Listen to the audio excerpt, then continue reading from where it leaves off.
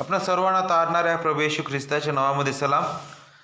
ही सुंदर वेळ त्या पवित्र सामर्थ्य देवाने दिली, त्याबद्दल आपण त्या जिवंत आणि सामर्थ्य देवाला गौरव देऊ आणि त्याची उपकार स्तुती आपण करूया. आपण आजच्या भक्तीला सुरुवात करत असताना आपण प्रार्थना करू सुरुवातीची, आणि त्यानंतर आपण पुढे जाणार आहोत. आपण प्रार्थना करूया. सामर्थ्य पित्या तारणाऱ्या ख्रिस्ताच्या नावात आम्ही तुला धन्यवाद देतो. तुझी उपकार स्तुती आणि तुझं गौरव आम्ही करतो, कारण देवबापा तू गौरवी देव आहेस, तू राजाचा राजा आणि तू प्रभूंचा प्रभू आहेस. तुला किती गौरव द्यावं, तुझी किती प्रशंसा करावी तितकी थोडीच आहे. पवित्र बापा, आजच्या या प्रभुवारी देवबापा, आजच्या या विजय दिवशी देवबापा आम्हाला तू ही सुवर्ण संधी दिलीस तुझ्या चरणी येण्याची आणि तुझं गौरव करण्याची. याबद्दल पित्या आम्ही ख्रिस्तामध्ये तुझे आभार मानतो. पवित्र बापा, आम्ही तुला विनंती करतो आणि तुझ्या चरणी प्रार्थना करतो, आजची भक्ती तू आशीर्वादित कर देवबापा. जे स्तोत्र आम्ही वाचणार आहोत देवबापा, त्यानंतर जी गीतं आम्ही गाऊ आणि देवबापा जे वचन आमच्याकरिता आज येणार आहे देवबापा, या सर्व कार्याकरिता आम्ही तुझ्या हाती पडतो आणि विनंती करतो, ख्रिस्त गौरवीला जाऊ दे देवबापा. तुझ्या वचनाची थोरवी वाढली जाऊ दे देवबापा. आमचे दोष तो आम्हाला दाखव, नीती शिक्षण तू दे देवबापा. आम्हाला तुझ्या वचनाद्वारे सुधार देवबापा आणि तुझ्या गौरवास्तव नित्य आम्हाला तू उपयोगात आण देवबापा. आमच्या अपराधांची आणि पातकांची आम्हाला तू क्षमा कर.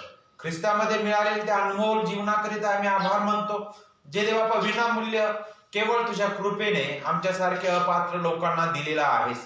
तुझे आभार आणि उपकार मानत तुझी स्तुती आम्ही करतो ह्या सुंदर वेळी, आणि विनंती करतो आजचा संपूर्ण दिवस आणि आजची भक्ती तुझ्या हाती सोपवितो. जे प्रियजन आज या भक्तीसाठी येऊ पाहत आहेत त्यांचे मार्ग मोकळे कर देवबापा. ज्यांचे बापा आत्मिक रीतीने थंडावलेले आहेत त्यांना तुझ्या वचनाद्वारे पुन्हा प्रज्वलित तू कर. मंडळीची सहभागिता समजू दे आणि देवबापा अनेकांना येण्याकरिता तू सहाय्य कर. सर्व गौरव आम्ही तुला देतो, तुला आम्ही धन्यवाद देत प्रभू येशूच्या प्रेमळ आणि गोड नावामध्ये ही प्रार्थना मागतो म्हणून तो ऐक. आमेन आमेन. या आपण यावेळेस स्तोत्र 24 आपण वाचणार आहोत आणि त्यानंतर एक काही गीतं आपण गाऊ आणि मग देवाच्या वचनाकडे आपण वळणार आहोत. स्तोत्र संहिता 24 आपण वाचूया. पृथ्वी व तिच्यावरील सर्व काही परमेश्वराचे आहे, जग व त्यात राहणारे परमेश्वराचे आहेत. कारण त्याने सागरांवर तिचा पाया घातला, त्याने जलप्रवाहावर तिला स्थिर केले. परमेश्वराच्या डोंगरावर कोण चढेल, त्याच्या पवित्र स्थानात कोण उभा राहील. ज्याचे हात स्वच्छ आहेत आणि ज्याचे मन शुद्ध आहे, जो आपले चित्त असत्याकडे लावत नाही व कपटाने शपथ वाहत नाही, तो त्याला परमेश्वरापासून आशीर्वाद मिळेल. आपल्या उद्धारक देवाच्या हातून तो नीतिमान ठरेल. त्याला शरण जाणारे हेच लोक होत. हे याकोबाच्या देवा, तुझ्या दर्शनासाठी उत्सुक असलेले ते हेच. अहो वेशींनो, आपल्या कमानी उंच करा, पुरातन द्वारांना उंच व्हा, म्हणजे प्रतापशाली राजा आत येईल. हा प्रतापशाली राजा कोण? बलवान व पराक्रमी परमेश्वर, युद्धात पराक्रमी परमेश्वर तोच.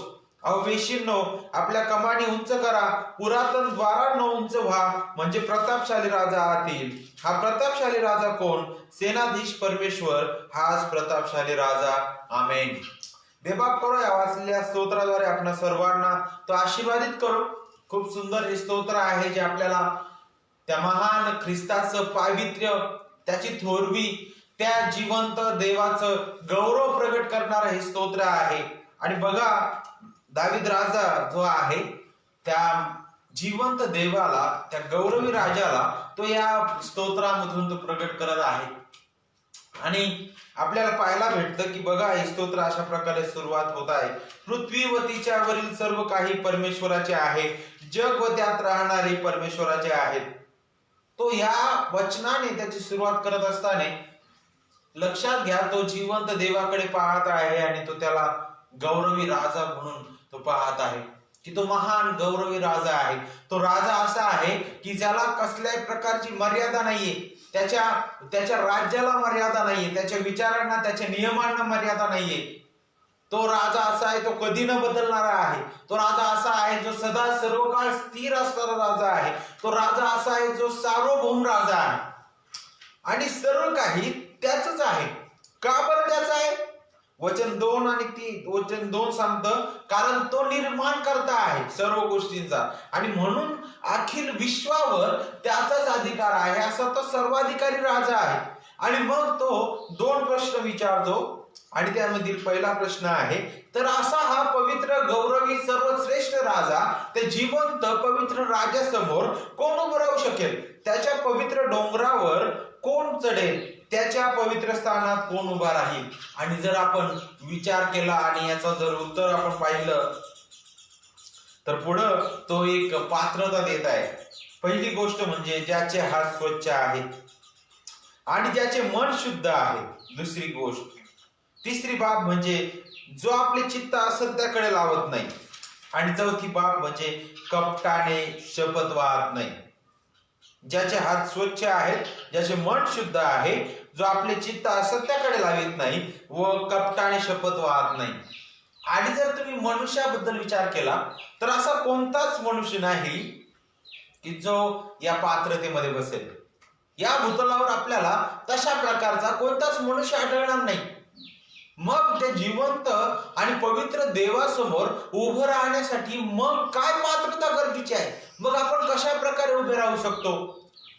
त्यासाठी मग नक्कीच एका मध्यस्थाची गरज आहे. आणि मग तो मध्यस्थ कोण आहे? तर ख्रिस्त, जो आपल्या बदली या भूतलावर आला, त्याचे हात स्वच्छ होते, ज्याचे मन शुद्ध होते, जो आपले चित्त सत्याकडे लावणारा होता, जो कपटाने कधी शपथ त्याने वाहिली नाही, जो निर्दोष निष्कलंक असा देवाचा कोकरा म्हणून या भूतलावर जगला, जो पवित्र सामर्थ्य प्रभू त्याने आपल्या बदली त्या सर्व त्याच्या न्यायी नीतिमान मागण्या पूर्ण केल्या आणि आपल्याला त्या ख्रिस्तासमोर, त्याच्या जिवंत गौरवी राजासमोर उभं राहण्यास आपल्यासाठी त्याने आपल्याला पाहायला भेटतं की मार्ग तयार केला. त्याच्या वधस्तंभावरील कार्याद्वारे त्या ख्रिस्तामध्ये आज आपण त्या जिवंत गौरवी राजासमोर उभं राहण्यास आपल्याला धैर्य आहे. आणि पहा, आपल्याला पाहायला भेटतं वचन 5 मध्ये, त्या परमेश्वरापासून आशीर्वाद मिळेल, त्याला परमेश्वरापासून आशीर्वाद मिळेल. आपल्या उद्धारक देवाच्या हातून तो नीतिमान ठरेल. केवळ नीतिमान ठरल्याद्वारेच आपण त्या जिवंत नीतिमान देवासमोर उभे राहू शकू. नीतिमान झाल्या नाही, कारण आपण कधीच नीतिमान होऊ शकत नाही आपल्या या जीवनात तरी. परंतु नक्कीच आपल्याला त्या जिवंत देवाची गरज आहे, ख्रिस्ताची गरज आहे. त्याचं नीतिमत्व त्याने आपल्याला बहाल केलेलं आहे. त्या ख्रिस्तामध्ये आपण त्या पवित्र देवाच्या चरणी येतो आणि त्याला आबा आणि पिता म्हणून हाक मारतो आणि त्याच्या हाती आपण पडतो. आणि पहा, शेवटी येत असताना सुरुवात त्या महान गौरवी राजाने होते आणि शेवट सुद्धा त्या पराक्रमी राजानेच होते. पहा, हा प्रतापशाली राजा कोण म्हणे? तर सेनाधीश परमेश्वर हाच प्रतापशाली राजा होय. हा प्रतापशाली राजा आहे जो जीवन देणारा आहे. हा प्रतापशाली राजा आहे जो सर्वांवर राज्य करतो. हा प्रतापशाली राजा आहे ज्याचं नियंत्रण सर्वांवर आहे.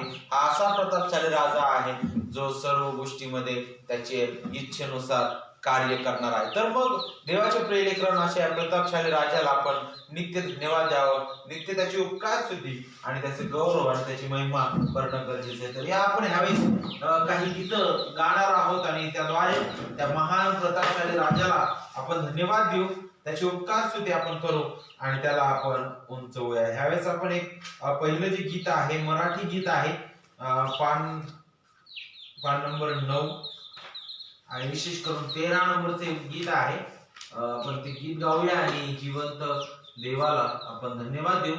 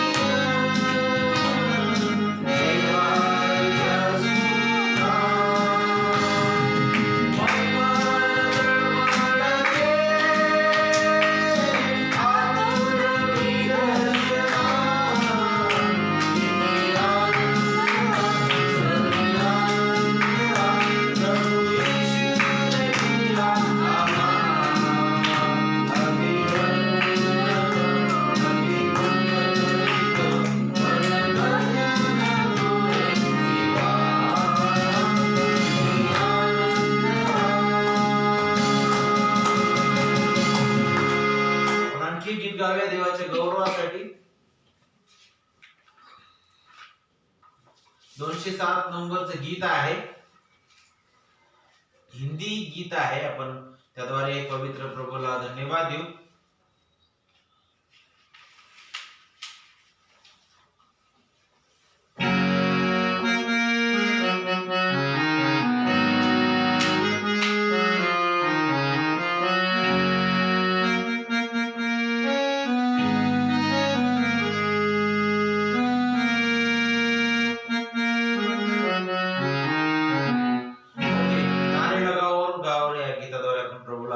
धन्यवाद देऊया.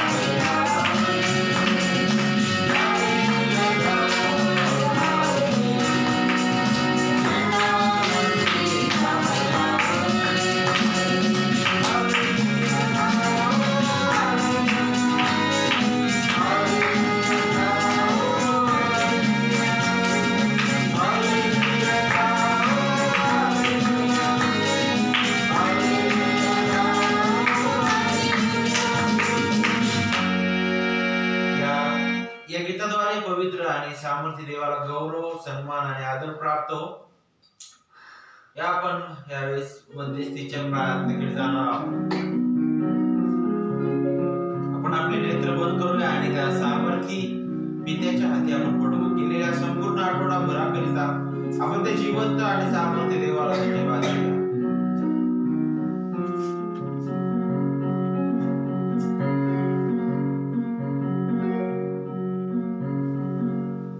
आणि त्याची उपकार स्तुती आपण यावेळेस करूया, कारण तो सर्व श्रेष्ठ आणि सर्व सामर्थी देव आहे.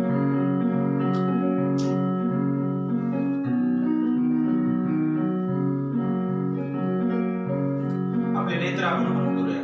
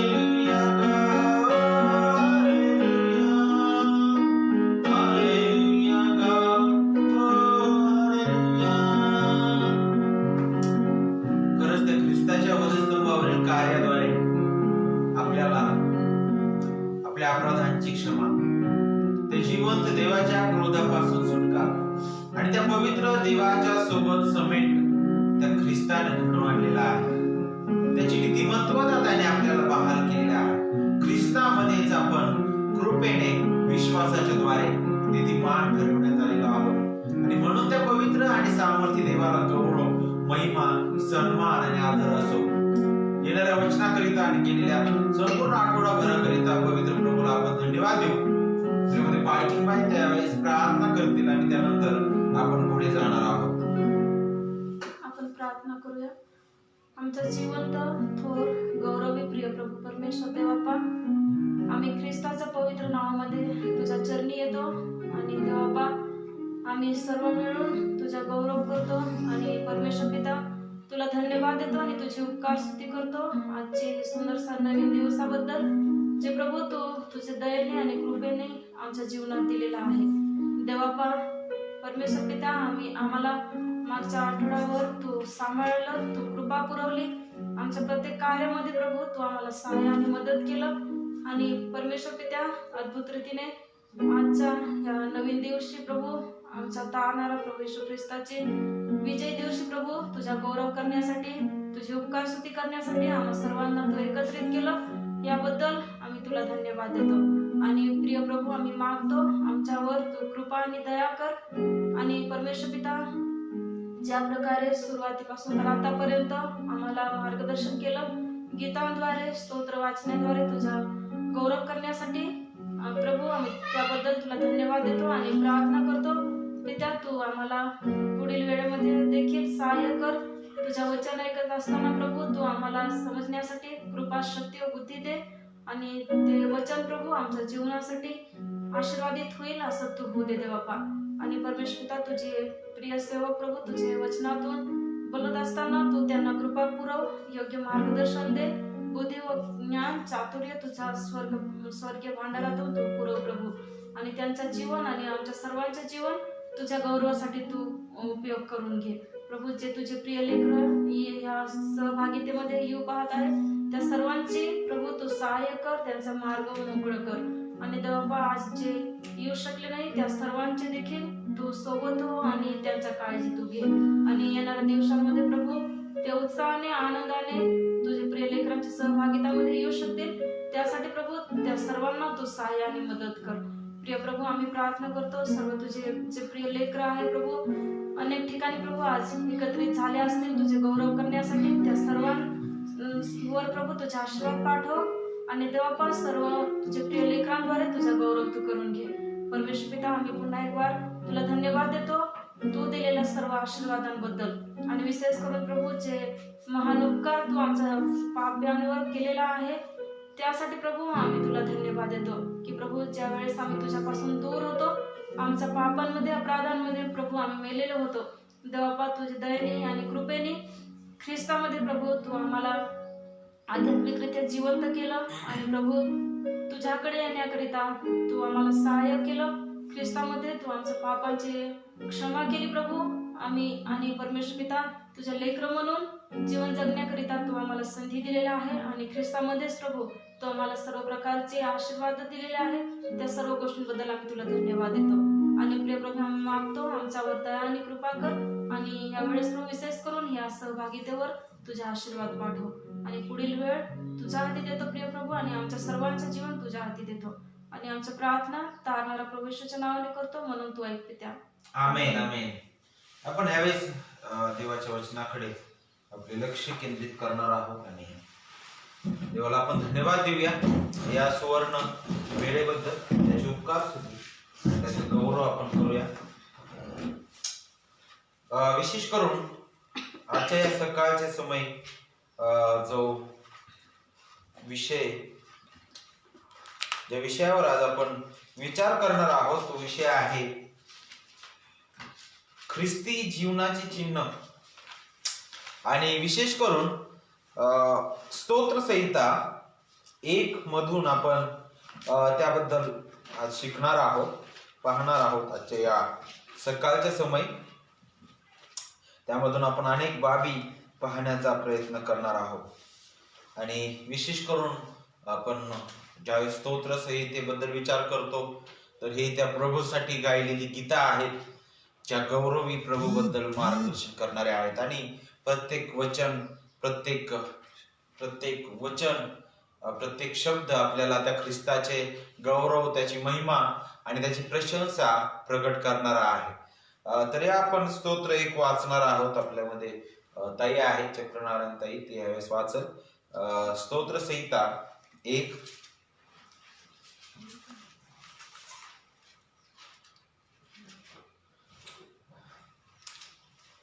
स्तोत्र संहिता 1. धन्य तो पुरुष जो सर्व जनांचा मस्तीने चालत नाही, पापी जनांच्या मार्गात पाऊल घालतील नाही, आणि धर्मनिकांचा बैठकीत बसत नाही, तर परमेश्वराच्या शास्त्रात रमतो, त्याचे शास्त्राचे अहोरात्र मनन करीतो. जे झाड आपण्याच्या प्रवाहाजवळ लावलेले असते, जे आपल्या हंगामी फळ देते, त्याची पाने कोमल नाहीत, अशा झाडासारख्या तो आहे, आणि जे काही तो हाती घेतो ते सिद्ध जाते. दुर्जन तसे नाही, जे वाळाचे उडून जाणाऱ्या भुसासारखे आहेत. यामुळे दुर्जन न्यायासमयी टिकवा याचे नाहीत, पापी जन धार्मिकांच्या मंडळीत उभे राहावायचे नाहीत, कारण धार्मिकांचा आयुक्रम परमेश्वराला अवगम असतो, पण दुर्जनांचा आयुक्रम नष्ट होतो. आमेन. देवबाप करो या वाचलेल्या वचनाद्वारे आपल्या सर्वांना तो आशीर्वादित करो. खूप सुंदर ही वचनं आहेत, जे आपल्याला जणू काय एक जसा एखादी नदी आहे, आणि नदी जी आहे ते एका रस्त्यापासून दुसऱ्या रस्त्यावर जर जायचं आहे तर त्यासाठी मध्ये पूल केला जातो, नाही का, आपण म्हणतो पूल. तशा प्रकारे स्तोत्र संहिता त्याची सुरुवात जणू काय अशा प्रकारे होत आहे, जे आपल्याला त्या ख्रिस्ताचं गौरवी पण प्रगट करणारे आहे, आणि त्या ख्रिस्ताकडे आपलं लक्ष जे आहे ती वेधणारी आहे. कारण प्रत्येक वचन ख्रिस्ताचं गौरव प्रगट करणार आहे. उत्पत्ती 1:1 ते प्रगटीकरण, शेवटचा अध्याय, शेवटचं वचन, ख्रिस्ताशिवाय पर्यायच नाही. आणि जणू काय स्तोत्र संहितेकडे पाहत असताना ज्यावेळेस आपण त्याकडे मनन करतो आणि ज्यावेळेस आपण ख्रिस्ताबद्दल विचार करतो तर आपल्याला हे पाहायला भेटेल की खरं तर पाहता ही ख्रिस्ताची गौरवी गीतं आहेत. जे ख्रिस्ताचं गौरव पण ख्रिस्ताची थोरवी प्रकट करणारे आहेत आणि अगदी स्तोत्राची सुरुवातच त्या गौरवी ख्रिस्ताद्वारेच होत आहे. बघा, आज विशेष करून स्तोत्र 1 मधून आपण काही महत्वाच्या बाबी ज्या आहेत त्या पाहणार आहोत. त्यामधील आपल्याला पाहायला भेटल अध्याय स्तोत्र 1 जे आहे त्यामध्ये अवघे फक्त 6च वचन आपण पाहतो. परंतु ही जी 6 वचनं आहेत ते आपल्याला काही बाबी शिकवून जातात. जर तुम्ही बारकाईने स्तोत्र 1 कडे जर तुम्ही लक्ष दिलं तर आणि जर मानवजातीच्या इतिहासाकडे जर तुम्ही पाहिलं, देवाच्या वचनानुसार जर तुम्ही या सर्व गोष्टींची पारख केली तर तुम्हाला हे पाहायला भेटेल की स्तोत्र खरंच ख्रिस्ताचं गौरवी स्तोत्र आहे, जे ख्रिस्ताबद्दल आणि ख्रिस्ताशी जडलेल्या त्याच्या लोकांबद्दल मार्गदर्शन करतं. आणि म्हणूनच आज विषय जो मी घेतलेला आहे किंवा याला जे शीर्षक दिलेलं आहे ते अशा प्रकारचं आहे की ख्रिस्ती जीवनाचं चिन्ह. आणि मग ज्यावेळेस आपण ख्रिस्ती जीवनाच्या चिन्हाबद्दल पाहणार आहोत तर नक्कीच मग त्याच्या अगोदर आपल्याला याचा परिचय पाहणं गरजेचं आहे की मग ख्रिस्ती जीवन म्हणजे काय आहे, मग त्याची सुरुवात कुठून आहे. मी माझ्या आई वडील ख्रिस्ती होते, आजी आजोबा ख्रिस्ती होते आणि माझे पूर्वजांपासून ख्रिस्ती म्हणून नाव ऐकत आलंय म्हणून मी ख्रिस्ती आहे, हा एक भ्रम आहे. मुळात ख्रिस्ती जीवनाची सुरुवात काय आहे? खऱ्या अर्थाने मी ख्रिस्ताचा कधी होतो? ख्रिस्ती म्हणजे काय आहे नेमकं? त्याची सुरुवात काय आहे? लक्षात घ्या, हे माझ्या पूर्वजांपासून आलेलं ते कार्य नाही, तर हे देवाचं कार्य आहे. ख्रिस्ताचं होणं हे पूर्णपणे ख्रिस्ताच्या हातामध्ये आहे. तर जिवंत देवाच्या कृपेचं ते कार्य आहे. आणि आपल्याला त्याच्याबद्दल ज्यावेळेस आपण वचन 6 पाहतो, बघा, कारण नीतिमानांचा मार्ग परमेश्वराला अवगत असतो. हे वचन आपल्याला सुंदर परिचय देईल, सुंदर असा परिचय देईल. पहिली गोष्ट, नीतिमानांचा मार्ग. जर तुम्ही असं म्हटलं की अरे आता हा माझ्यामध्ये काहीतरी चांगलं होतं म्हणून परमेश्वराला माझा मार्ग अवगत आहे, म्हणून देवबाप मला काय करतो, स्वतः समोर उभं राहण्यास समर्थ ठरवितो. माझ्यामध्ये काहीतरी आहे, मी धार्मिक आहे, मी सगळं काही करतो, मंडळीत जातो, चर्चला जातो, मी प्रार्थना करतो, गीत गातो, जे वाटेल ते सगळं करतो, म्हणजे मी आता देवाच्या जवळ गेलो. ही चुकीची धारणा आहे. मुळात खरा ख्रिस्ती काय आहे? जोपर्यंत आपल्याला ख्रिस्त समजणार नाही खऱ्या अर्थाने आणि ख्रिस्तापासून मिळालेलं तारण, त्याचा अनुभव आपल्याला येत नाही, त्याची खात्री आपल्याला भेटत नाही, तोपर्यंत खऱ्या अर्थाने मी ख्रिस्ती नाही. नक्कीच बाह्य रीतीने मी ख्रिस्ती दिसत आहे, परंतु मी ख्रिस्ताचा नाहीये. म्हणूनच ख्रिस्त अशाच लोकांबद्दल बोलतो जे फक्त प्रभूजी प्रभूजी म्हणणारे आहेत, आपल्या मुखाने जे फक्त कबूल करणारे आहेत, परंतु मुळात देवाची कृपा त्यांच्यावर झालेली नाही. मुळात ते देवाच्या कृपेने तारल्या गेलेले नाहीत. असे लोक जे आहेत ते फक्त मुखाने म्हणतात ख्रिस्त हा प्रभू आहे, परंतु अंतःकरणाने ते ख्रिस्तापासून, ते जिवंत देवापासून दुरावलेले आहेत. आणि जर आपण नीतिमानांबद्दल विचार केला आणि जर आपण अशा प्रकारे याचा अर्थ काढला की अरे मग इथे सांगितलं की नीतिमानांचा मार्ग परमेश्वराला अवगत असतो आणि तुम्ही जर हे वचन जसं जसं घेतलं आणि मग विचार करायला लागले, अरे मग याचा अर्थ ख्रिस्ती होणं माझ्यावर आहे, म्हणजे माझं तारण मी स्वतःहून माझ्या स्वतःच्या बळावर मी कमवतो. नाही. पहिली गोष्ट, आपल्याला नीतिमानाचा मार्ग याच्यासाठी आपल्याला पूर्ण पवित्र शास्त्रामधून विचार करणं गरजेचं आहे की मग मानव जातीमध्ये मुळात नीतिमान आहे का कोणी? आणि त्याचं उत्तर एकच आहे. पवित्र शास्त्र वारंवार वारंवार वारंवार एकच उत्तर देतं आणि ते म्हणजे ह्या भूतलावर नीतिमान असं कोणीच नाही, एक देखील नाही. मग इथं सांगितलंय कारण नीतिमानांचा मार्ग परमेश्वराला अवगत असतो. मग हे असं का? ख्रिस्ती जीवनाचे चिन्ह जर तुम्हाला पाहायचं आहे तर सगळ्यात अगोदर ख्रिस्ती जीवनाची सुरुवात आपल्याला समजून घेणं गरजेचं आहे की मुळात ती सुरुवात देवापासून आहे. कारण ख्रिस्ती जीवन हे माझ्या स्वतःच्या बळावर काहीच नाही अवलंबून, आणि त्याची सुरुवात त्या तारणापासून होते. एका पाप्याला ते तारण मिळतं, तिथून ती सुरुवात आहे खऱ्या अर्थाने. आणि तारण पवित्र शास्त्र म्हणतं, आपल्याला शिकवितं की केवळ कृपेनेच, विश्वासाच्या द्वारे, केवळ तारण जे आहे केवळ ख्रिस्ताद्वारे आहे. केवळ ते देवाच्या गौरवास्तव आहे. त्यामध्ये मी स्वतःहून काहीच करू शकणार नाही. आणि जर मी असं म्हटलो की अरे हा मी चर्चला जातो, मी बायबल वाचतो, मी प्रार्थना करतो, माझे आई वडील ते ख्रिस्ती होते म्हणून मी ख्रिस्ती झालो, हा नक्कीच माझ्यासाठी, मी म्हणेल मला वाटत असेल मी ख्रिस्ती आहे, परंतु हा माझ्यासाठी भ्रम आहे. कारण की तारण हे पूर्णपणे देवाचं आहे आणि त्याच्या इच्छेने तो त्याच्या लोकांना, त्याच्या निवडलेल्या लोकांना तो देतो. मी ख्रिस्ती कुटुंबामध्ये जन्मास आलो म्हणून मी तारला गेलो, हा विषयच तिथं नाही. म्हणून आपल्याला पाहायला भेटतं की जे आगाऊच त्याने नेमलेले आहेत, इफिसकारास पत्र 1 अध्याय वचन 4 शिकवितं की त्याच्या समोर निर्दोष आणि निष्कलंक असे उभे राहावे म्हणून त्याने आगाऊ जगाच्या स्थापनेपूर्वीच त्याच्या प्रिय पुत्रा ठाई त्याने निवडलेला आहे.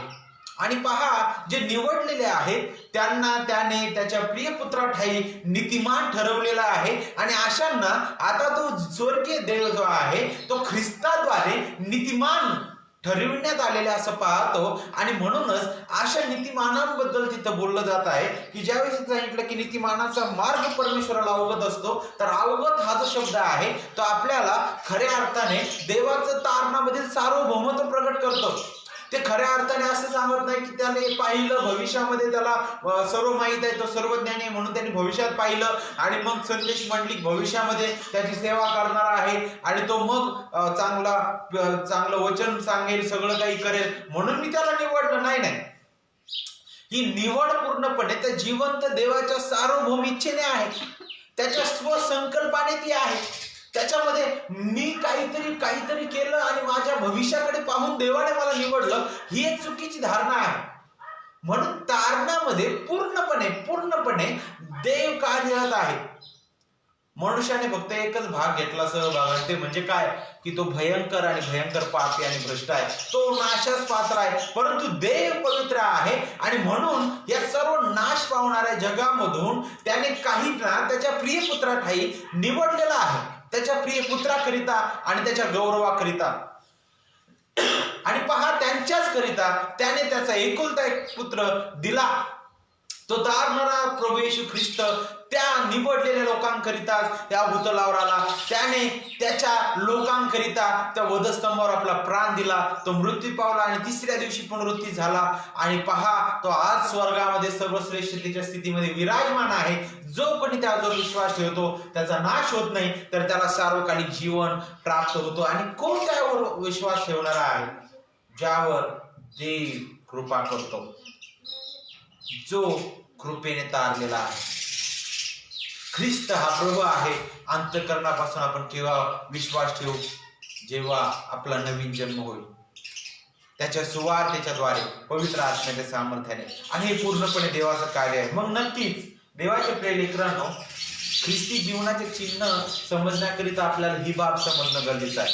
आणि ज्यावेळेस आपण हे समजून घेऊ त्यावेळेस आपल्या लक्षात नेहमी हे पक्क ठेवा की मग ज्यावेळेस आता या स्तोत्राची सुरुवात होत आहे आणि मग जर तुम्ही स्वतःच्या जीवनाकडे पाहता, मनुष्याचा इतिहास पाहता, तर तुम्हाला इथं तुम्ही कोणत्याच क्षेत्रात बसणार नाही. तुम्ही फक्त एका क्षेत्रात बसाल, वचन 4 नुसार, ते म्हणजे दुर्जन, जे वाऱ्याने उडून जाणारे आहेत. मग आपल्यासाठी कुठं मार्ग आहे? नक्कीच मग ज्यावेळेस स्तोत्र 1 सुरुवात होते, मी तुम्हाला अगोदर सांगितलं, ती ख्रिस्ताचं गौरव आणि ख्रिस्ताच्या थोरवीने ते सुरुवात होत आहे. कारण मनुष्यामध्ये परिपूर्ण, नीतिमान आणि सर्व पापापासून दूर राहणारा पवित्र असा कोणीच नाहीये. म्हणूनच मी तुम्हाला सांगितलं की स्तोत्र 1 जे आहे ते जणू काय अशा प्रकारचा पूल आहे जो आपल्याला ख्रिस्ताचं गौरव, त्याची महिमा जे आहे आणि त्याचं गीत, गौरवी गीत प्रगट करतं. आणि म्हणूनच देवाच्या प्रिय लेकरांनो, त्या ख्रिस्तामध्ये आपण आहोत, तर मग ख्रिस्तामध्ये आपण असल्या कारणाने नीतिमान आपण ठरवण्यात आलेलो आहोत. आणि मग आता आपण त्या ख्रिस्ताद्वारे ज्यावेळेस आपल्याकडे पाहतो, ख्रिस्तामध्ये आपण पाहतो आणि पिता आपल्याकडे पाहतो, त्यावेळेस तो म्हणतो की हे लेकर माझी लेकर आहेत. का बरं? कारण यांच्याकरिता माझा परमप्रिय पुत्र, जो नीतिमान, निर्दोष, निष्कलंक ख्रिस्त, त्याने वधस्तंभावर आपला प्राण दिलेला आहे. त्याच्या जीवनाद्वारे त्याने या माझ्या प्रिय लेकरांना खंडून विकत घेतलेला आहे. त्याच्या अनमोल रक्ताद्वारे, त्याचं शारीरिक मृत्यूद्वारे त्याने त्याच्या लोकांना जीवन आणि तेही विपुल जीवन दिलेलं आहे.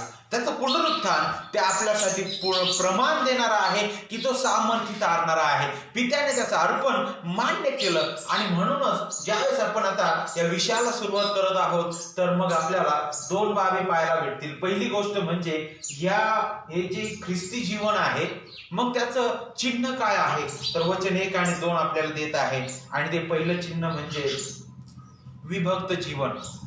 ख्रिस्ती जीवनाबद्दल विचार करत असताना देवाच्या प्रिय लेकरांनो, आपण सहज तडजोड करतो, परंतु लक्षात घ्या तडजोड करणं म्हणजे काय आहे. तडजोड करणं हे फार भयंकर पाप आहे. आणि तडजोड कशाला म्हणतात, पवित्र शास्त्र जे सांगत आहे, देवाचं सत्यवचन जे सांगत आहे त्याला विरोध करणं त्याला आपण तडजोड म्हणतो. माझ्या हिशोबाने मी वचन घेतो, माझ्या हिशोबाने मला वाटल तसं मी त्या वचनाला फिरवतो, माझ्या हिशोबाने मला वाटल तसं ते तत्व फिरवून मी माझ्या इच्छेने जीवन जगतो आणि मला वाटेल त्याला मी होकार देतो, आहे का नाही. मग ते किती असत्य असलं तरी मी ते सत्य करूनच मला असं वाटतं की ते सत्यच आहे. तडजोडीचं जीवन हे भयंकर आहे, घातक आहे आणि देवाचा क्रोध ते घेऊन येणार आहे. आणि म्हणूनच ख्रिस्ती जीवनाचं हे सगळ्यात महत्वाचं पहिलं चिन्ह आहे. आणि जे म्हणजे काय बरं, ते विभक्त जीवन आहे. तुम्ही जर विभक्त जीवनाबद्दल पाहिलं तर पुष्कळ वेळी माहितीये का, ज्यावेळेस इथं नीतिमान म्हटलेलं आहे तर मला असं वाटतं की कदाचित त्या दृष्टीने आपण पाहू शकतो विभक्त जीवनाबद्दल की वेगळा केलेला. आणि पहा, तारलेला व्यक्ती जो आहे नक्कीच तो या जगामध्ये आहे, परंतु ह्या जगातून तो वेगळा केलेला आहे, तो निवडलेला आहे. तो या जगाशी समरूप होऊन आपलं जीवन जगत नाही. तो या जगाच्या चालीरीती, संस्कृती आणि त्या सर्व ज्या धोरणा आहेत त्याप्रमाणे चालत नाही. इफिसकरास पत्र 2 अध्याय वचन 1 ते 3 पहा, तिथं काय सांगितलं, तुम्ही पूर्वी म्हणे आपण जे आहोत ते ख्रिस्त विरहित आपल्या अपराधामध्ये आणि पातकामध्ये मेलेलो होतो. आणि पूर्वी आपण काय झालं म्हणे, या जगाच्या राहटीप्रमाणे चालणारे होतो. आणि स्वभावतः काय झालं बरं, आपण जगाचा अधिपती त्याच्या धोरणाप्रमाणे आपण चालणार होतो. आणि स्वभावतः आपण देवाच्या क्रोधाची प्रजा होतो. आणि पहा, तुम्ही ज्यावेळेस वचन 1 आणि 2 पाहाल, विशेष करून वचन 1 पाहाल तर तिथं तुम्हाला काही गोष्टी पाहायला भेटतील. तीन शब्द तुम्हाला पाहायला भेटतील. चालत नाही, उभा राहत नाही आणि बसत नाही. हे 3 शब्द जे आहेत ते तुम्हाला हे अगदी स्पष्ट करतील की तुम्ही जगाशी समरूप आहात की जगापासून वेगळे आहात. चालणे, उभा राहणे आणि बसणे. आता इथं काय सांगितलंय, जो पुरुष दुर्जनांच्या मसलतीने चालत नाही, पापी जनांच्या मार्गात उभा राहत नाही आणि निंदकांच्या बैठकीत बसत नाही. तुम्हाला माहिती आहे की तिन्ही गोष्टी ज्या आहेत आपल्याला विभक्तीकरणाबद्दल शिकवितात की तुम्ही या युगाबरोबर समरूप होऊन आपलं जीवन जगू नये. ख्रिस्ती जीवनाचं हे चिन्ह आहे की तो जगाच्या चालीरीती, ज्या वहिवाटी आलेल्या आहेत चालत आहे की नाही, जे काही विचारधारा आलेल्या आहेत, जी संस्कृती, ज्या गोष्टी आहेत ज्या पवित्र शास्त्राला विरोध करणाऱ्या आहेत त्याच्याशी मिळून मिसळून त्याच्याशी समरूप होऊन आपण कधी चालत नाही. देवाची लेकरं त्या चालीरीती देवाच्या वचनाला विरोध करणाऱ्या आहेत त्या सोबत समरूप होऊन चालत नाही. म्हणूनच ज्यावेळेस पौल जो आहे रोमकरास पत्र तो लिहित आहे 1 ते 11 मध्ये तो सर्व सिद्धांत तो दाखवत आहे, तो प्रकट करत आहे. विशेष करून पहिल्या 3 अध्यायामध्ये तो दाखवत आहे की मनुष्य किती भ्रष्ट आहे. आणि मग नंतरच्या अध्यायामध्ये तो सांगतो देवाच्या कृपेचं कार्य, तुम्ही ख्रिस्तामध्ये नीतिमान ठरलेले आहात, विनामूल्य तुम्ही कृपेने तारल्या गेलेल्या आहात, तुम्ही देवाची लेकरं आहात, तुम्ही तुमचा त्या पित्यासोबत ख्रिस्तामध्ये समेट घडून आलेला आहे, तुम्हाला ख्रिस्तामध्ये गौरवही मिळालेला आहे आणि नक्कीच भविष्यामध्ये त्याची गौरवी खात्री तुम्हाला आजच आहे आणि ते गौरव ख्रिस्तामध्ये तुम्हाला भविष्यामध्ये नक्कीच प्राप्त होईल, मिळेल. हे विनामूल्य आहे. आणि मग या सगळ्या गोष्टी तुम्हाला मिळाल्यानंतर तो आता ज्यावेळेस 12वा अध्याय वचन 1 ते 2 मध्ये येतो त्यावेळेस तो म्हणतो की म्हणून बंधुजन हो, मी तुम्हाला देवाच्या करुणेने विनवितो की तुम्ही आपली शरीरे जिवंत, पवित्र व देवाला ग्रहणीय असं यज्ञ म्हणून काय करावी, समर्पण करावी. ही तुमची आध्यात्मिक सेवा आहे. याच तुम्ही या युगाबरोबर समरूप होऊ नका, तर आपल्या मनाचं नवीनीकरण होऊ द्या. का बरं वारंवार मनुष्याला याची आठवण करून देण्याची गरज आहे? का बरं पाऊल असं म्हणत आहे? त्याचं कारण काय आहे?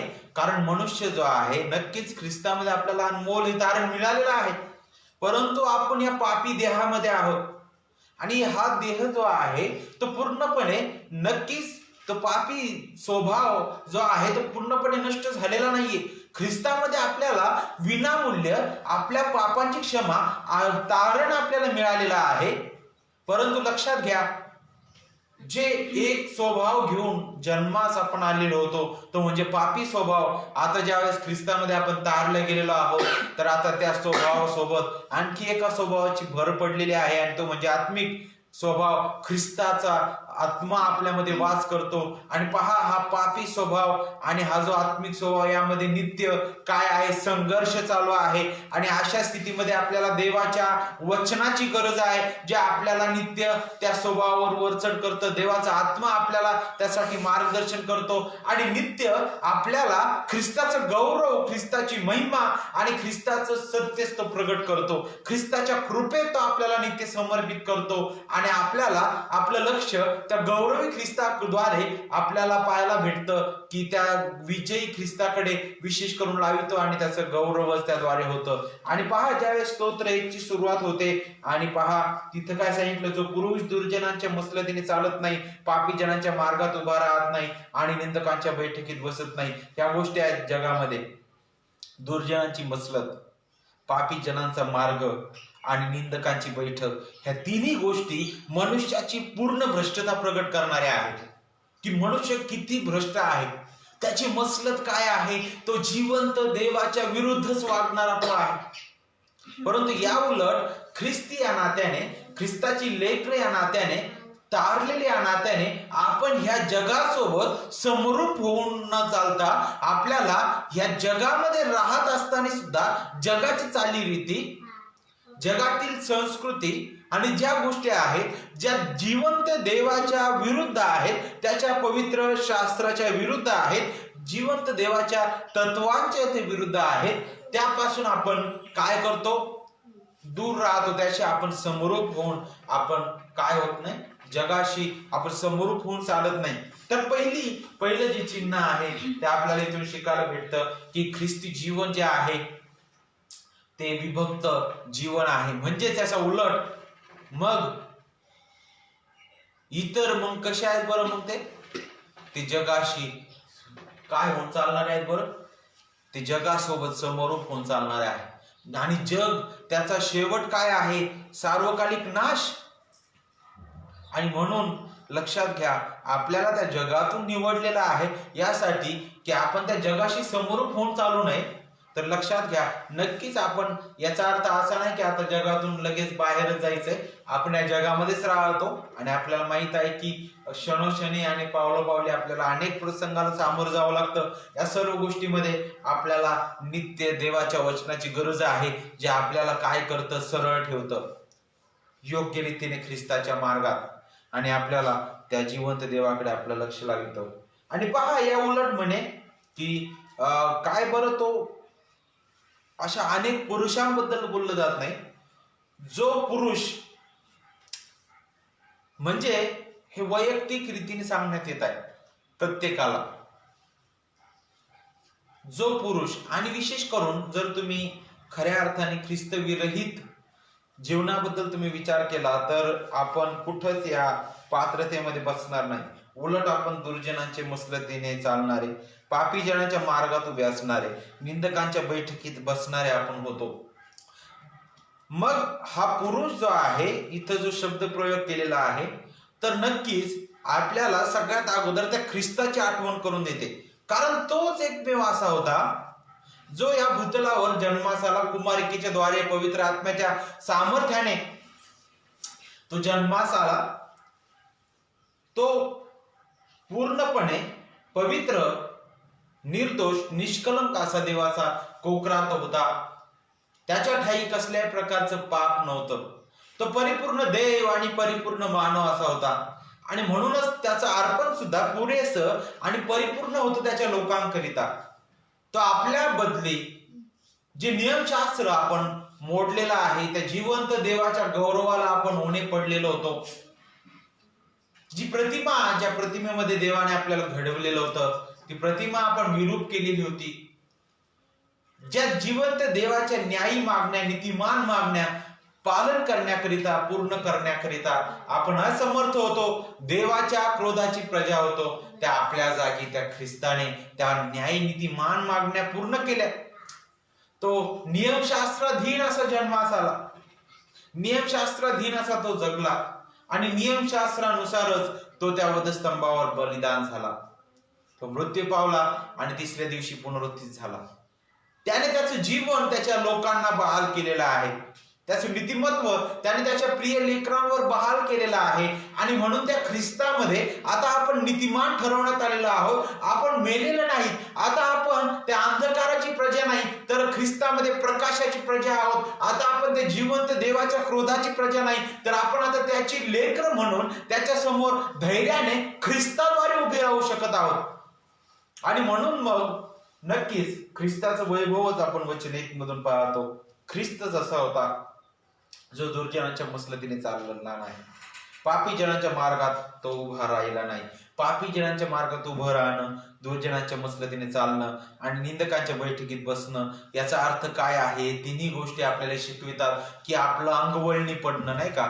जसं अंगवळणी आहे, ती सवय आहे या गोष्टीची, दुर्जनांची मसलत, पापी जनांचा मार्ग आणि निंदकांची बैठक, त्यातून पूर्णपणे बाहेर येतं. आणि ख्रिस्त या कोणत्याच गोष्टीमध्ये नव्हता. तर त्या उलट आपल्याला काय पाहायला भेटतं? ख्रिस्ताने त्याच्या वचनाला महत्व दिलं आहे का नाही?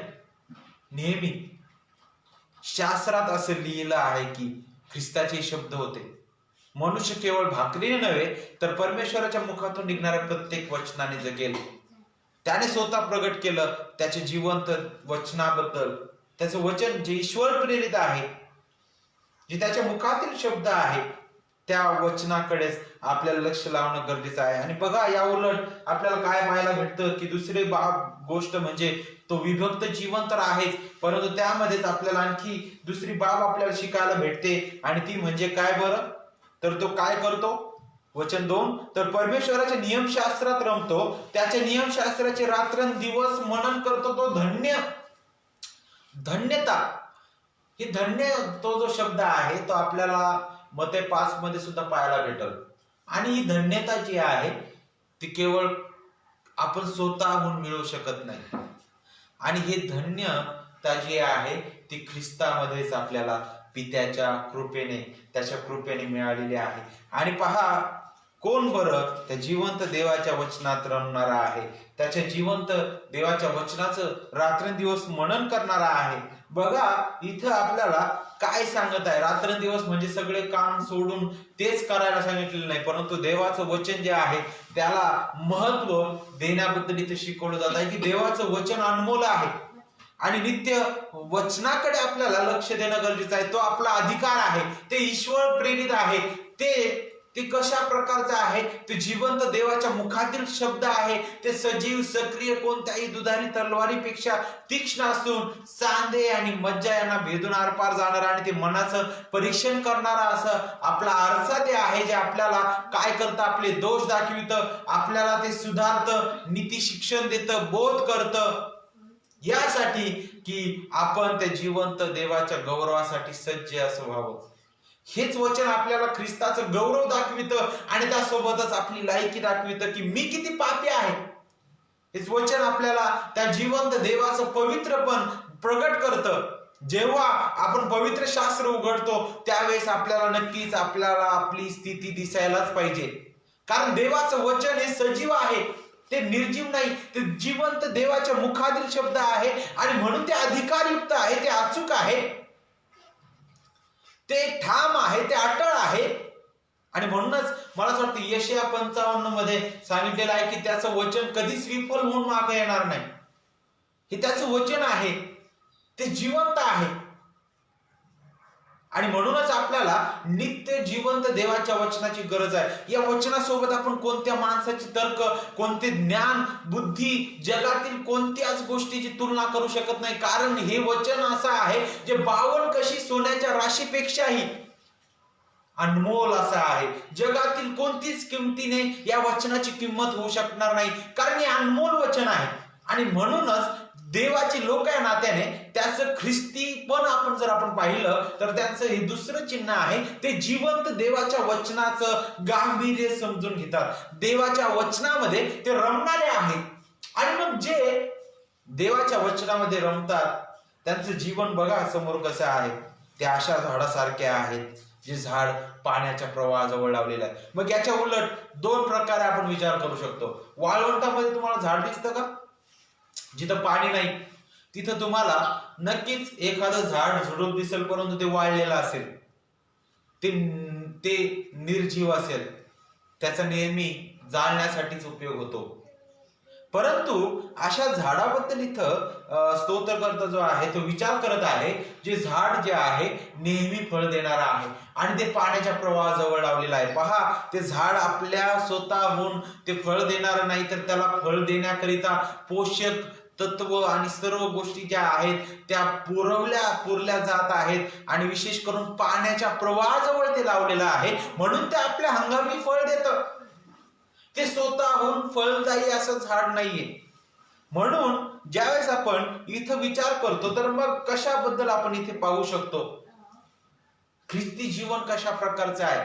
ज्यावेळेस आपण ख्रिस्ताचं गौरव समजतो, देवाच्या वचनामध्ये आपण जितकं वाढतो आणि जितकं आपलं जीवन जे आहे आपण योग्य रीतीने देवाच्या वचनाप्रमाणे आपण वागतो, आपल्या जीवनातून होणारा जो प्रतिसाद आहे, जो मिळणारा प्रतिसाद आहे, तो प्रतिसाद त्या लोकांसमोर ख्रिस्त गाजविणारा असतो. आणि म्हणूनच आपण ज्यावेळेस द्राक्षवेल आणि फाटे याचा विचार करतो तर काय सांगितलेलं आहे बरं? ख्रिस्त म्हणतो की मी खरा द्राक्षवेल आहे आणि माझा बाप माळे म्हणे, आणि तुम्ही काय आहात म्हणे? फाटे आहात, आहे का नाही? तुम्ही माझ्यामध्ये राहिल्या वाचून तुम्ही आपल्या आपण फळ फाट्याला देता येणार नाही.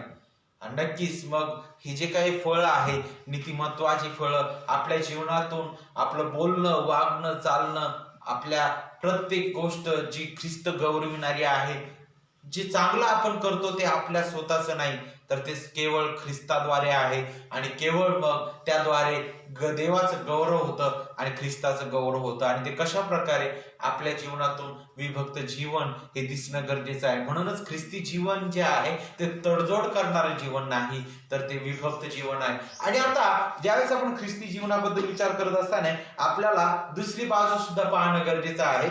आणि ती दुसरी बाजू काय आहे? दुर्जन. आणि दुर्जन ह्या गटामध्ये जर तुम्ही पाहिलं तर ह्या गटामधून कोणीच सुटलेलं नाही.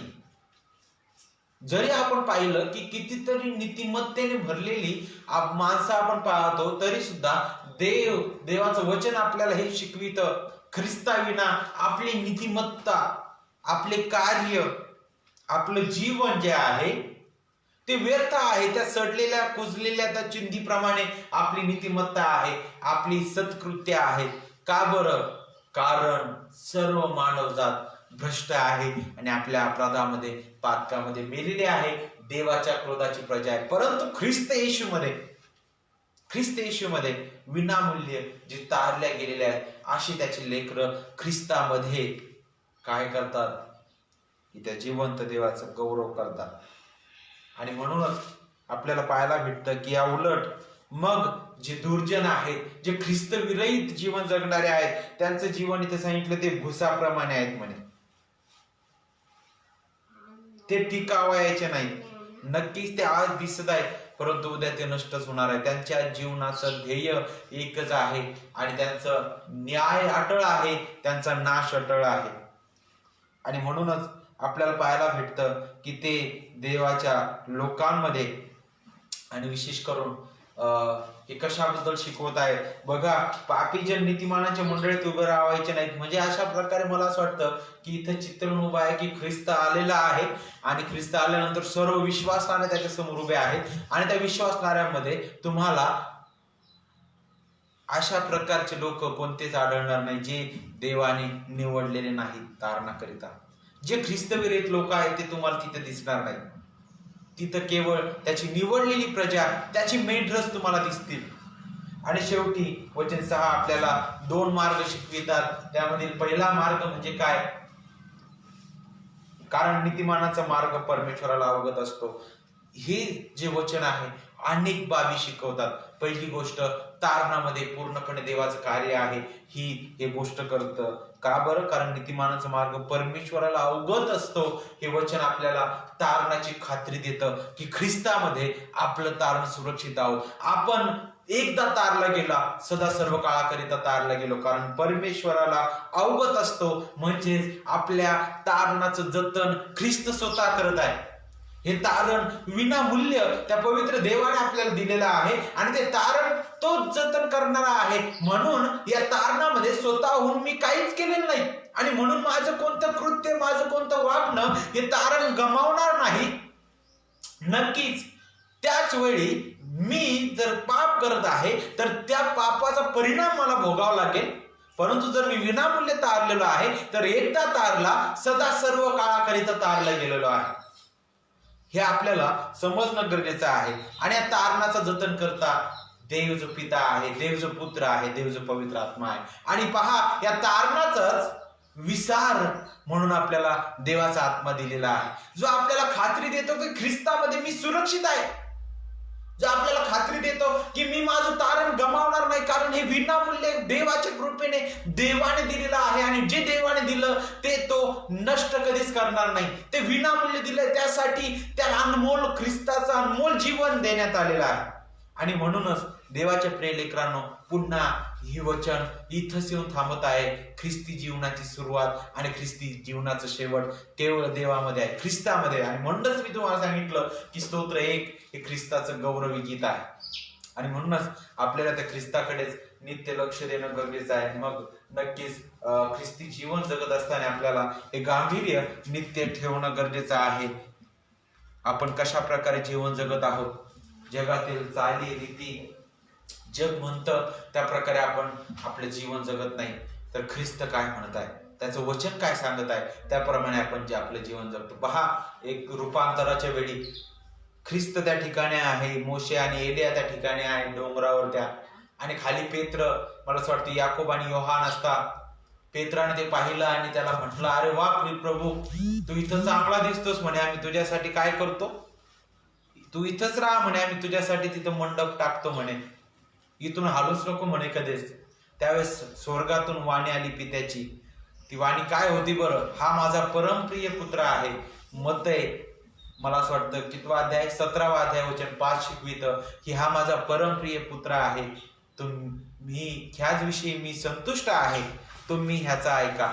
म्हणून आपल्याला जगाचं ऐकण्यासाठी देवाने निवडलेलं नाही, तर ख्रिस्ताचं ऐकावयास आपल्याला शिकणं गरजेचं आहे. देवाच्या वचनामध्ये वाढण्यास आपल्याला शिकणं गरजेचं आहे. म्हणून देवाचे प्रिय लेकरांनो, आपण त्या पवित्र प्रभूच्या हाती पडू आणि त्याला आपण धन्यवाद देऊ, त्याचे उपकार स्तुती आणि त्याचं गौरव आपण करू. तर यावेळेस आपल्या जीवनाचं आपण आत्मपरीक्षण करूया आणि नक्कीच आपण हे समजून घेऊ की आपल्याला जगाच्या राहाटीप्रमाणे चालण्याकरिता ख्रिस्तामध्ये निवडलेले नाही, तर ख्रिस्ताच्या इच्छेप्रमाणे त्याच्या वचनाच्या अधीन होऊन जीवन जगण्यासाठी निवडलेलं आहे. म्हणून जगाची चाल चलवणूक आणि जे काही वाईट आहे, जे काही देवाच्या वचनाला विरोध करणारा आहे, त्याला आपण कधीच मान्यता देऊन चालू नये.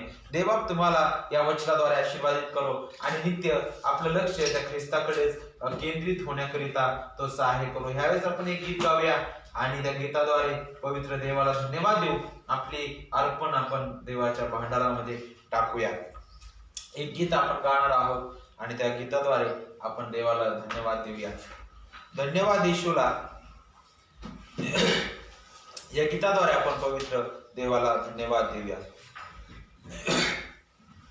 धन्यवाद येशूला, धन्यवाद येशूला, धन्यवाद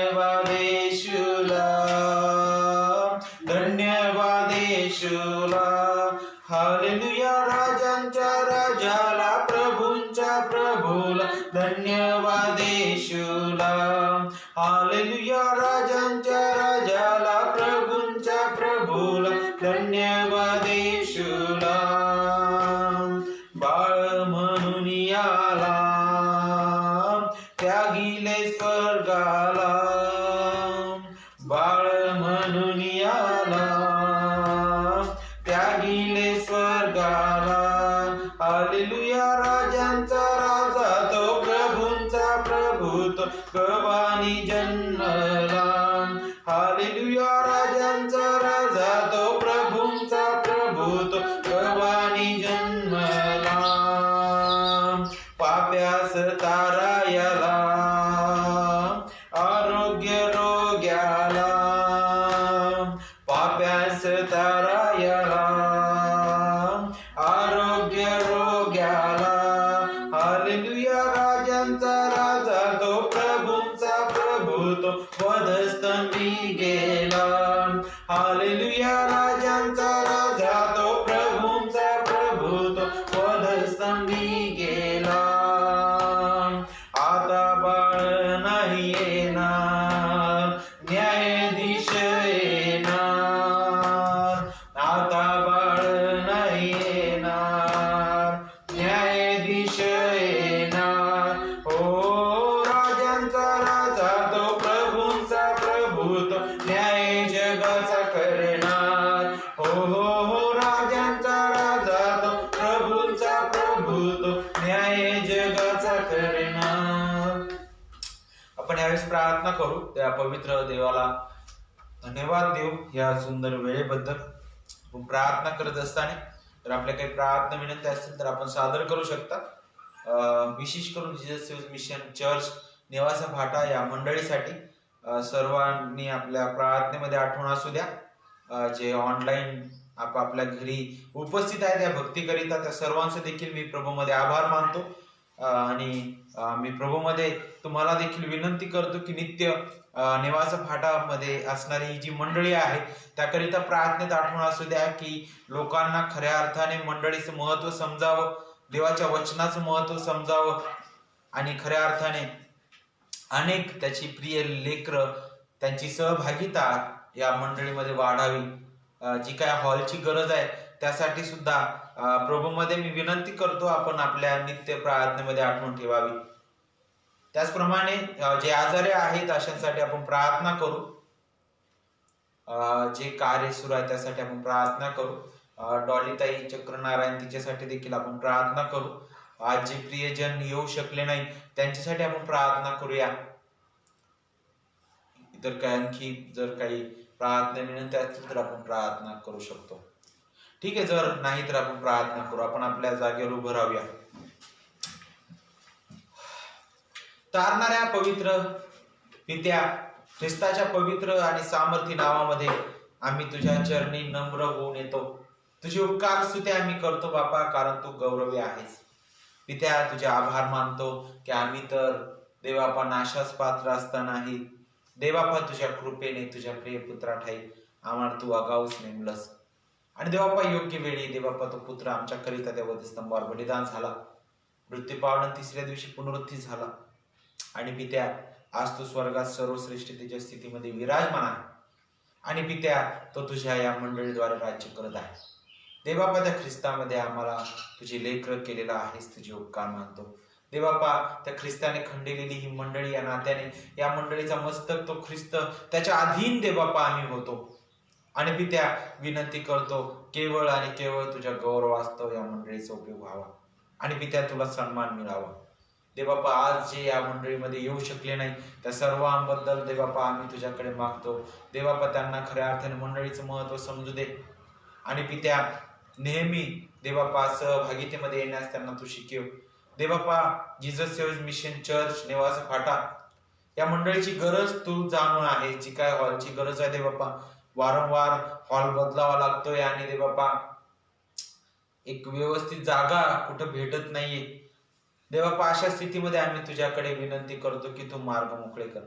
आणि बापा तुझं गौरव होते जेणेकरून देवापा सर्व तुझे प्रिय लेकरं एकत्रित येऊन तुझं गौरव करतील. देवापा आम्ही विनंती करतो जे आजारी आहेत अशा सर्वांकरिता, त्यामध्ये देवापा नाका आहेत, नानुताई आहेत, त्याचप्रमाणे क्लेपा आवळे सर आहेत, त्याचप्रमाणे देवापा इतरही प्रियजन जे विविध प्रकारच्या त्रासाने ग्रस्त आहेत, देवापा अशा सर्व तुझ्या प्रिय लेकरांना तो आरोग्य दे आणि प्रत्येकाच्या जीवनाद्वारे प्रिय बापा केवळ तुझं गौरव व्हावं, तुझी स्तुती आणि प्रशंसा व्हावी असं तू हो दे. जीजस सेव्ह मिशन या चर्चद्वारे चालू असलेली विविध भागामधील सेवा देवापा ती सर्व तो आशीर्वादित कर. सर्व सेवकगण देवापा जे विश्वासनीयतेने तुझी सेवा करतात सर्वांना आशीर्वादित कर. देवापा आम्ही तुझे आभार मानतो ख्रिस्तामध्ये की काल झालेले सेमिनार, बायबल स्कूलचं कार्य सर्व तुझ्या कृपेने तो आशीर्वादित केलंस याबद्दल. पित्या आम्ही तुला विनंती करतो, तुझ्या गौरव असतो या सर्व गोष्टी असू दे देवापा. आमचा अहंकार, आमचा मीपणा, तुला न आवडणाऱ्या गोष्टी तो आमच्या जीवनातून दूर कर. आणि पित्या नित्य ख्रिस्ताची थोरवी, ख्रिस्ताचं गौरव, तुझी महानता ज्यावेळेस आम्ही वाखाणतो आणि देवापा नित्य आम्हाला आमची जाणीव आणि आमची स्थितीच तो आम्हाला दाखवू, जेणेकरून देवापा आम्ही ख्रिस्तामध्ये नित्य आढ्यता बाळगू, तुझ्यामध्ये आम्ही आढ्यता बाळगू आणि पित्या तुझंच गौरव होईल. देवापा जे ऑनलाईन देवापा उपस्थित आहेत, जे आपापल्या घरी येऊन देवापा आजची सभा देवापा यामध्ये जे उपस्थित होते या सहभागितेमध्ये, त्या प्रियजनांसाठी आम्ही विनंती करतो, त्या सर्वांना तू आशीर्वादित कर, त्यांची काळजी तू घे बापा, त्यांना देखील अधिक ख्रिस्ता तुझ्या कृपेत आणि ज्ञानात वाढव. प्रिय बापा आम्ही तुझ्या हाती पडतो देवापा. आमच्यामध्ये देवापा जे उपस्थित असणारे तुझे प्रिय लेकर आहे त्या सर्वांना आशीर्वादित कर. त्यामध्येच देवापा चक्रनारायण कुटुंब, सौदागर कुटुंब, मंडलिक कुटुंब, त्याचप्रमाणे देवापा जे धनवटी कुटुंब आहे, चव्हाण आणि बापा असे इतरही प्रियजन जे देवापा आलेले नाहीत, जे येऊ पाहत आहेत, ज्यांची प्रीती थंडावलेली आहे देवापा, अशा सर्वांकरिता आम्ही मागतो दया कर. नेहमी देवापा येण्याकरिता प्रत्येकाला तू सद्बुद्धी दे. आम्ही तुझ्या हाती पडतो. ही सर्व वेळ, हा आठवडा आम्ही तुझ्या हाती सोपवितो देवापा. या आठवड्यातील सर्व कार्याकरिता तुझ्या पवित्र हाती पडतो. तारणाऱ्या ख्रिस्ता तुझी कृपा, पवित्र पित्या तुझं प्रेम आणि पवित्र आत्म्याची सुख सहभागिता आम्ही ख्रिस्ताच्या नावात तुझ्या चरणी आम्ही मागतो आणि प्रार्थना तारणाऱ्या ख्रिस्ताच्या नावामध्ये मागतो म्हणून तो ऐक. आमेन आमेन.